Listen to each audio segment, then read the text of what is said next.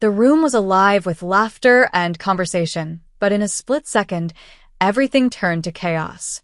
My mother's face twisted with uncontrollable rage, and before I could even take a step back, her fist came crashing into my face. She punched me so hard that I stumbled backward, lost my balance, and crashed onto the floor. A sharp pain exploded through my cheek, my head spinning as I struggled to push myself up. But just as I tried to regain my footing, she attacked again, which was even more devastating. My name is Zoe Bennett, and I am 36 years old. If you had told me a few years ago that I would be standing alone, cut off from my own family, I would have never believed you. But life has a cruel way of revealing the truth about the people we love, and sometimes, the ones we trust the most are the ones who betray us the deepest. I never imagined I would be here, sitting in my small, dimly lit apartment in Chicago, watching my 8-year-old daughter, Lily, sleep peacefully. Her tiny chest rises and falls with each breath, completely unaware of the chaos and heartbreak that have brought us to this moment. I reach out and gently brush a strand of hair from her face, my heart aching with both love and sorrow. My story isn't a happy one, but it's real. And if there's one thing I've learned, it's that family isn't always about blood. It's about the people who truly stand by you. I wasn't always alone. There was a time when I had a husband who loved me, a home filled with warmth, and the hope of a future where my daughter would be surrounded by people who cherished her. But all of that changed the day my husband, Ethan, died. It's been nearly 2 years since that phone call shattered my world. I remember it like it was yesterday, the ringing of my phone early in the morning, the unknown number flashing on the screen, and the voice on the other end that delivered the words that destroyed everything I knew. Mrs. Bennett? This is St. Joseph's Hospital. Your husband was in a severe car accident. I'm sorry, but he didn't make it. I don't remember much after that. Just the feeling of my legs giving out, the sound of my heartbeat pounding in my ears, and the unbearable weight of realizing that my life would never be the same. I had no choice but to keep going. I had a daughter who needed me, a daughter who had already faced so much in her short life. Lily was born with a condition that made movement difficult. She required therapy, medical care, and patience. Now, she had lost her father, and I was the only one she had left. I thought my parents would step in. I thought they would be there for me the way parents are supposed to be, but I should have known better. My parents had always favored my older sister, Olivia. She was their golden child, the perfect daughter who could do no wrong. I was just there. You've always been independent, Zoe. My mother told me a few days after Ethan's funeral. You'll be fine. Fine. That was what she said after I had just lost my husband. After Lily had lost her father. The only real support I had came from Ethan's parents, Margaret and Robert. They picked Lily up from therapy when I was working, helped me with groceries, and never made me feel like I had to earn their love. You're not alone, sweetheart, Margaret told me one evening as she stirred a pot of soup in my tiny kitchen. We're here for you. Always.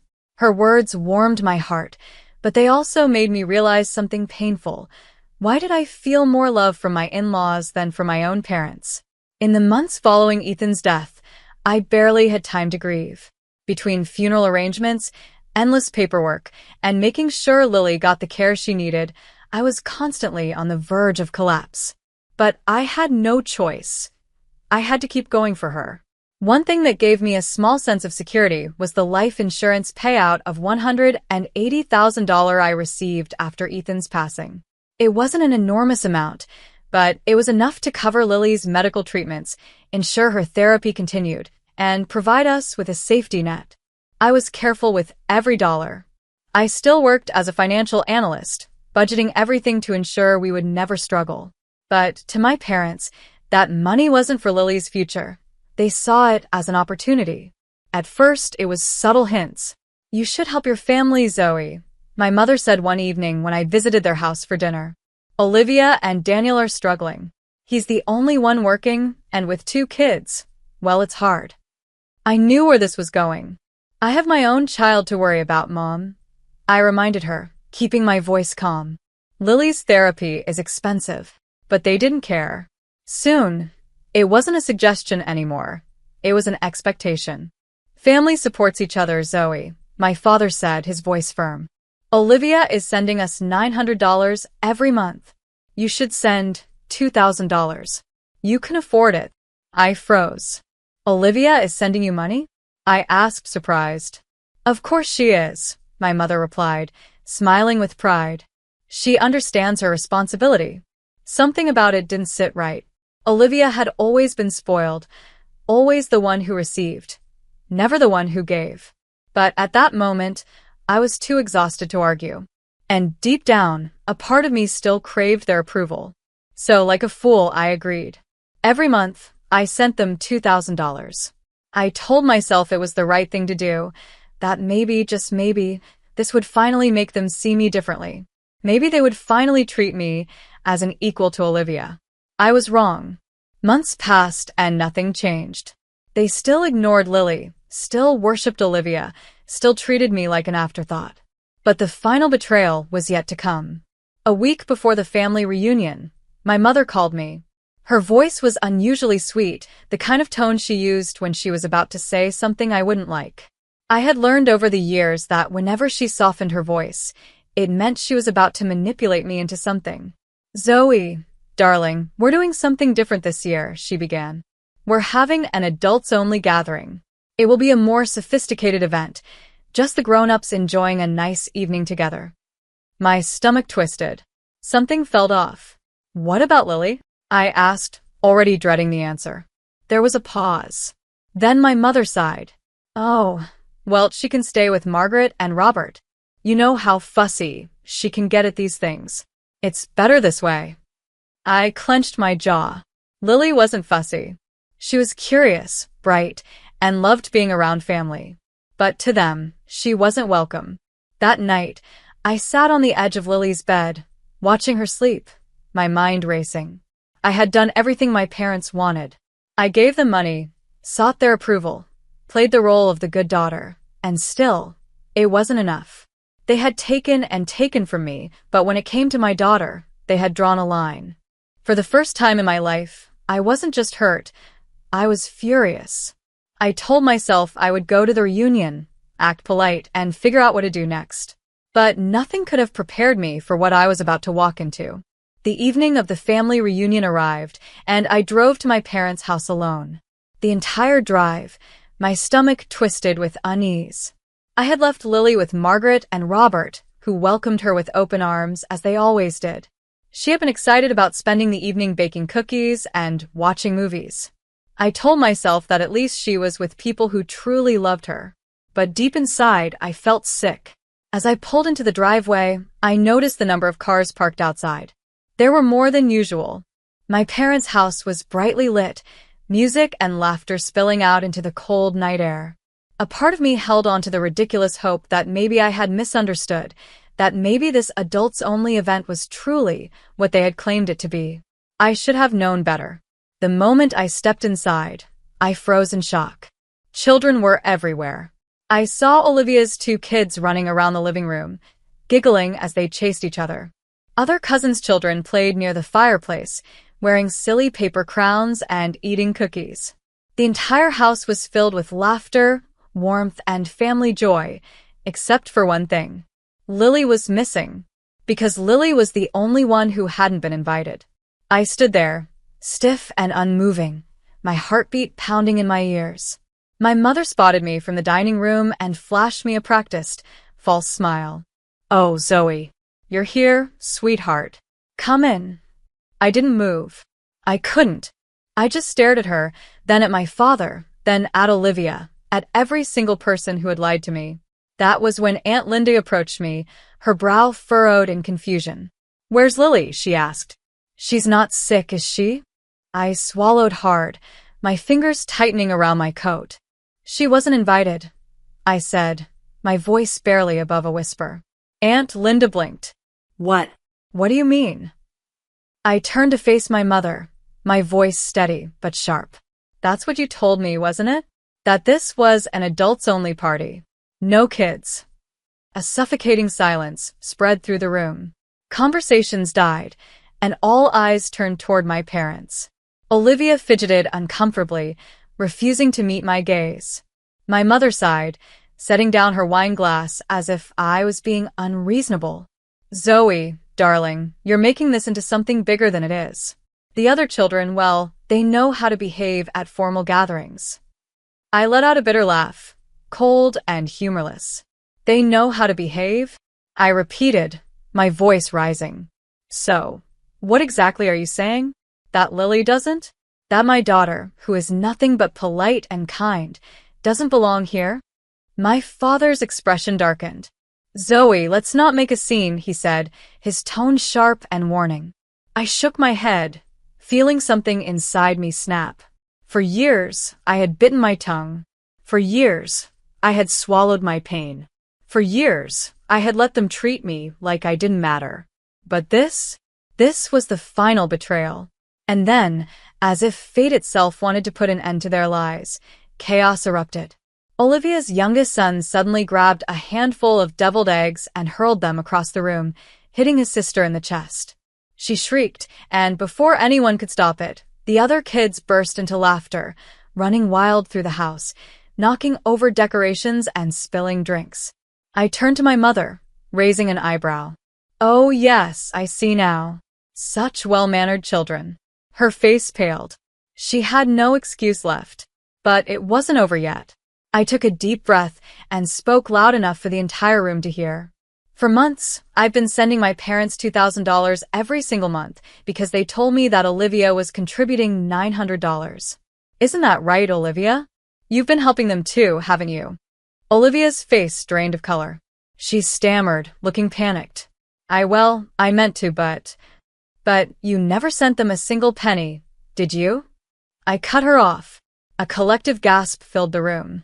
Daniel, Olivia's husband, snapped his head toward her, his voice laced with anger. Wait, what? What money? Olivia opened her mouth, but no words came out. I turned to my parents, my chest heaving. So, let me get this straight. You manipulated me into thinking Olivia was contributing, just so I would send you more money? More gasps.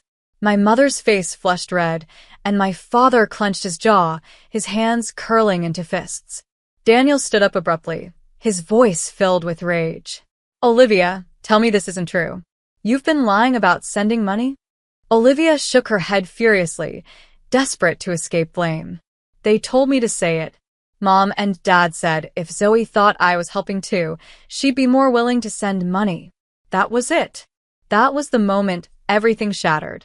I looked at my parents, the people who had raised me, the people who should have protected me, and all I saw was greed and shame. The room exploded with outrage. Relatives started whispering, some openly expressing their disgust. Aunt Linda folded her arms, glaring at my mother. So, you've been treating Zoe like a bank account while excluding her daughter? That's sick. Uncle Henry's wife shook her head. And all this time, we thought Olivia was the generous one. Turns out, Zoe was the only one doing anything for this family. One by one, people began gathering their coats, purses, and children. I'm not staying in this house another second, Uncle Henry said, shaking his head.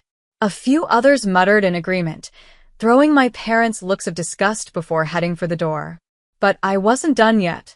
I turned back to my parents, my hands trembling, but my voice steady. From this moment on, I will no longer be sending you any money. And I will no longer be part of this family. My mother gasped. Zoe, don't be ridiculous. Ridiculous? I repeated, laughing bitterly. You lied to me. You manipulated me. You excluded my daughter from her own family. No, I'm done. And with that, I turned toward the door. But just as I was about to walk away, my mother's mask of composure finally cracked. Her face twisted in rage, and before I could react, she lunged at me, her fist swinging through the air. In front of everyone, she punched me in the face. Pain exploded across my cheek as I stumbled back, my ears ringing. Gasps filled the room, and several relatives rushed forward to pull her away. For the first time that night, silence truly fell over the house. And then, Aunt Linda's voice cut through the air like a knife. This is unacceptable. You are not alone in this anymore, Zoe. She pulled out her phone and called the police. The room was completely silent. No more whispers, no more gasps, just the sound of my own heavy breathing as I clutched my stinging cheek, trying to process what had just happened. My mother, my own mother, had just punched me in front of the entire family. I felt the heat rising in my face, not just from the pain, but from the sheer humiliation and betrayal. My father stood frozen, his hands still clenched into fists, as if he wanted to say something but knew that anything he uttered now would only make things worse. Olivia looked away, shame flickering across her features, but she said nothing, just like always. The only sound that followed was Aunt Linda's sharp, unwavering voice as she spoke into her phone. Yes, I'd like to report an assault. The victim is standing right in front of me, and there are multiple witnesses. My mother's face went pale. Linda, she hissed, her voice laced with desperation. You don't have to do this. Aunt Linda shot her a look of absolute disgust. No. I should have done this years ago. Several family members murmured in agreement, stepping away from my parents as if they were toxic, as if they had finally seen what I had been enduring my entire life. I touched my cheek, feeling the dull throb of where her fist had connected. My mother had never hit me before, but now, when she had finally lost all control, when she realized she could no longer manipulate me, she had resorted to violence. She had shown her true colors. The weight of that realization hit me like a ton of bricks. I had spent my entire life chasing their approval, craving their love, believing that if I just gave a little more, if I just tried a little harder, maybe one day they would finally see me. But they never had. And they never would. I was done. The distant sound of police sirens filled the air, cutting through the tension like a blade. My mother stiffened, her breathing shallow. My father grabbed her arm, pulling her slightly behind him, as if that would somehow shield her from the consequences of her own actions. But there was no shielding her from this. The flashing red and blue lights from the police cars illuminated the driveway, casting long shadows across the yard. The murmurs of my relatives had turned into a thick, suffocating silence as the officers approached the front door. The tension in the air was so heavy that it felt like the walls themselves were closing in. 2 officers stepped inside, their expressions firm and unreadable. One of them, a tall man with a strong presence, scanned the room before his eyes settled on me. Who is the victim? Aunt Linda immediately stepped forward. She is, she said, motioning toward me. Her mother assaulted her. There are multiple witnesses. I swallowed hard, feeling the entire room's attention shift onto me. For a split second, I thought about stepping back, about saying nothing, about letting it go, just like I always had. But then I felt the sting on my cheek. I remembered Lily, my daughter, my reason for fighting. And I knew. This needed to end. I lifted my chin, refusing to let my voice waver. I'm Zoe Bennett. My mother punched me in the face. My mother's gasp was loud, like she had just been personally attacked. Zoe, don't do this, she pleaded, stepping toward me, her eyes wide with desperation. We are family. Family?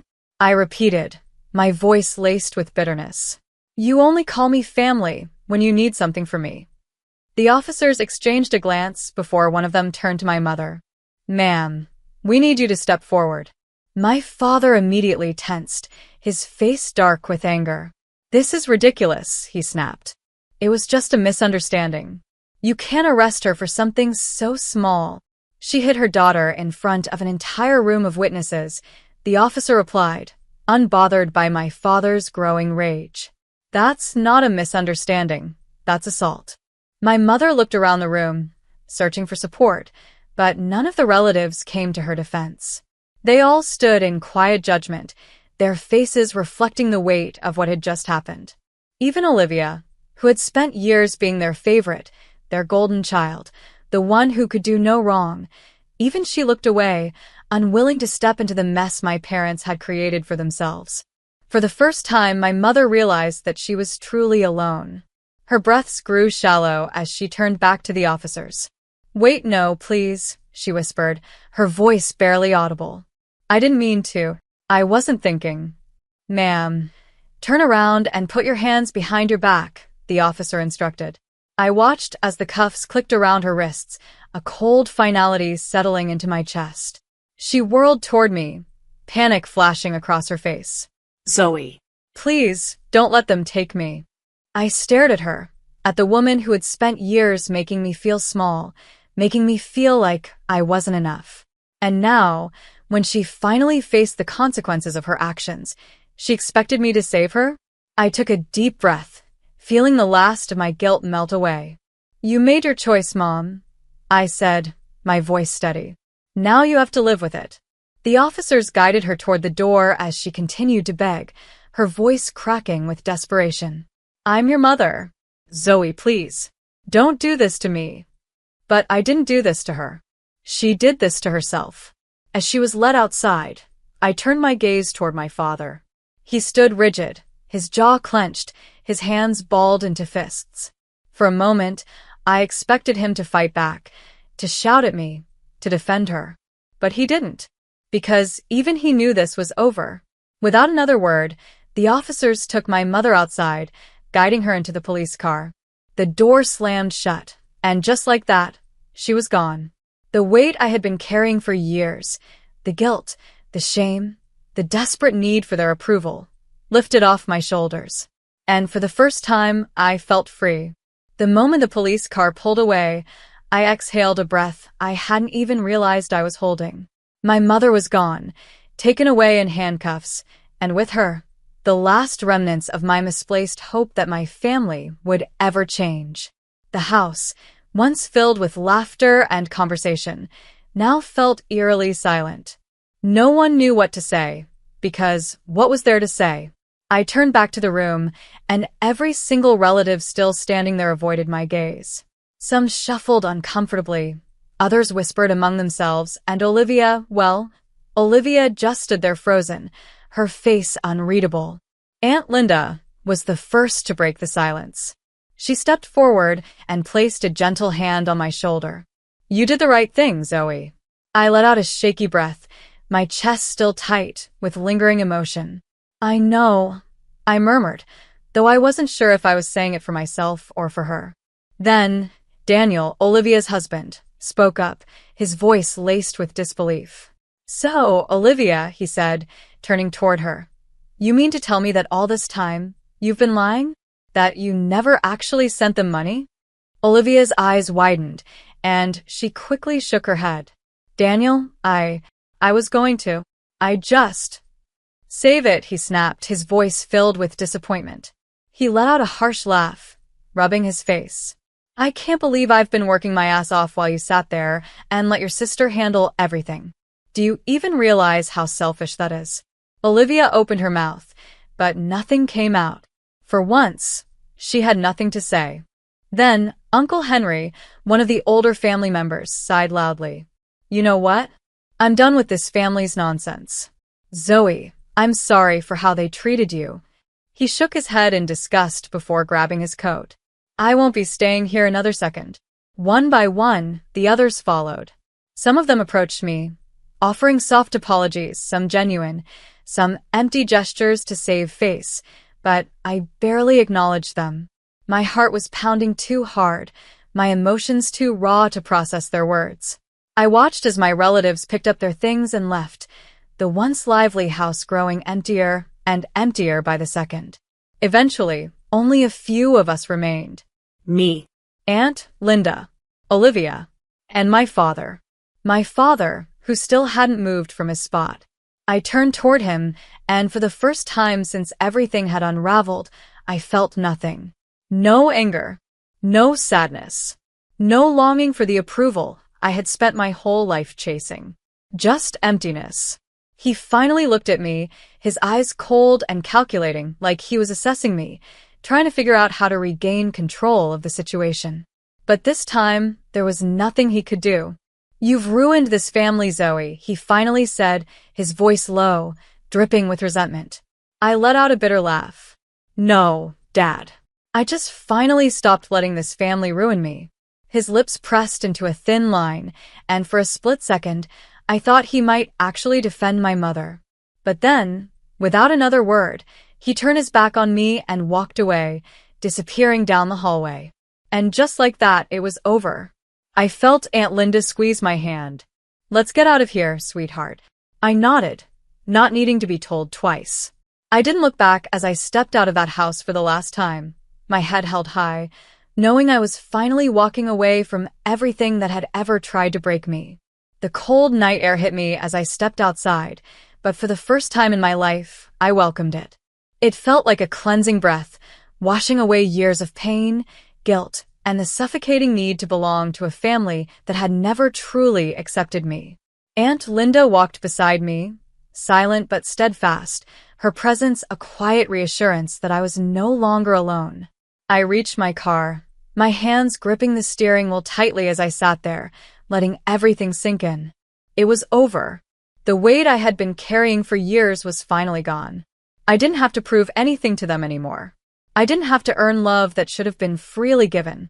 As I pulled out of the driveway, I felt nothing but relief. By the time I arrived at Margaret and Robert's house, the tension in my chest had started to fade. The moment I stepped inside, I was greeted by the warm scent of vanilla and cinnamon. The house was filled with light, the kind of warmth that my parents' house had never had. Then I heard her. "Mommy."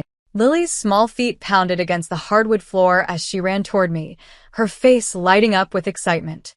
She had flour on her nose, and her tiny hands were still sticky from the cookie dough she had been rolling out with Margaret. I crouched down and pulled her into my arms, holding her so tightly that I could feel her heartbeat against mine. "Hey, sweetheart," I whispered, burying my face in her soft curls. Margaret and Robert stood nearby, watching us with kind, knowing smiles. "Rough night?" Robert asked gently. I let out a breathy laugh, nodding. "Worse than I imagined, but also freeing." Margaret walked over and wiped a smudge of flour from Lily's cheek. "Good. Because you don't need them, Zoe. You never did." She was right. I had spent so much time chasing their love, but the truth was, I had already found real love right here. Margaret and Robert had been more of a family to me than my own parents ever were. I sat down at the kitchen table, watching as Lily excitedly showed me the gingerbread cookies she had decorated.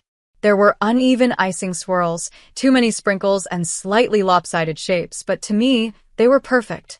Then Lily did something that made my heart swell. She picked up a piece of paper from the table and held it out to me with a big, proud grin. "Look, Mommy. I made a picture." I took the drawing from her small hands and felt my throat tighten. It was a simple, colorful sketch of a family. Me, Lily, Margaret, Robert, Aunt Linda, Uncle Henry, all of us standing together, smiling. But my parents weren't in it. Olivia wasn't in it. Just the people who had truly been there for us. Lily tilted her head, her little face full of curiosity. "Mommy, are Grandma and Grandpa ever going to come back?" I stared at the drawing for a long moment before I answered. "No, sweetheart. We don't need them to." She blinked, then smiled as if that answer was more than enough for her. And as I watched her go back to decorating her cookies, laughing and giggling with joy, I realized something. For the first time in my life, I wasn't looking for my parents' approval. I wasn't waiting for an apology that would never come. I wasn't hoping they would change. I had everything I needed right here. I was free. Thank you for watching. If you enjoyed this story and want to hear more powerful and emotional narratives, make sure to like this video, leave a comment, and subscribe to the channel. Your support helps us bring more incredible stories to life. Stay tuned for the next one.